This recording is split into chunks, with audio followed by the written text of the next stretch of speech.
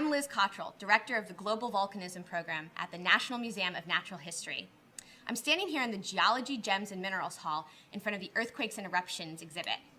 We know that watching a single volcano erupt is totally awesome, but what can watching all volcanoes erupt throughout the course of Earth history tell us about how the planet works? Let's take a look and find out. We're looking here at a map of the world.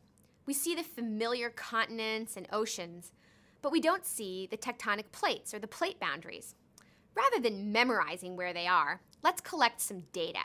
I've started a video playing that's recording earthquakes and eruptions since 1960. Every time an earthquake happens, a dot appears, and every time a volcano erupts, a triangle appears. One of the first things you'll notice is that earthquakes and eruptions are taking place all of the time. Way out in the middle of the ocean, we see all kinds of tiny white dots appearing. Earthquakes are happening 24/7 out in the middle of the ocean, deep below the water where you can't see it. What's causing these earthquakes? Actually, it's volcanic eruptions. Volcanoes are erupting all the time on the seafloor, and they cause earthquakes to take place. So even though we can't see the volcanic eruptions, that's what's driving the earthquakes. What about in the middle of the United States or the East Coast? Nothing's happening. It doesn't look like that is a plate boundary. In fact, if we look around the entire edge of the Atlantic Ocean, we see hardly any activity. There are no plate boundaries. The only plate boundary in the Atlantic runs down the middle of the ocean, a divergent margin, the Mid-Atlantic Ridge. Bang! We just heard a big cymbal crash in 1980 when Mount St. Helens erupted in the western United States. That's a convergent margin, a subduction zone. One of the coolest things about this animation is that it shows you all the earthquakes and eruptions taking place all around the globe all the time that you never hear about. Let's watch this run for a minute and see if we see any patterns emerging.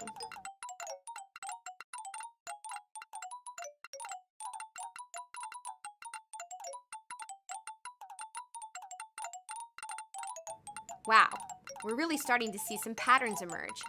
All the white dots in the middle of the oceans tend to form along a line. Those are the divergent margins where the ocean plates are pulling apart and new crust is being created at the mid-ocean ridges. And now, along the edges of the continents, all around the ocean, the Pacific Ocean basin, we see volcanoes erupting and more earthquakes. Those are the convergent margins where the plates are coming together and subduction is taking place, where dense, old ocean floor is subducting beneath the buoyant continents. All that dense, waterlogged plate going down is releasing its water and causing volcanoes to erupt.